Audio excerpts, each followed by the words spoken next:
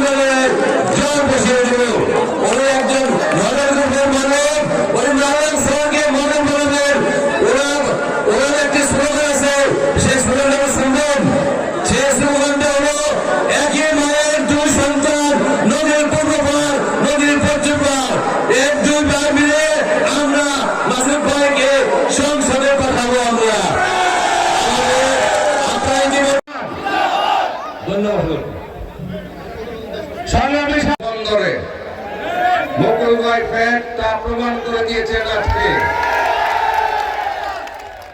আমি মাসুদুজ্জামান মাসুদ বাংলাদেশ জাতীয়তাবাদী দল থেকে নমিনেশন পেয়েছি।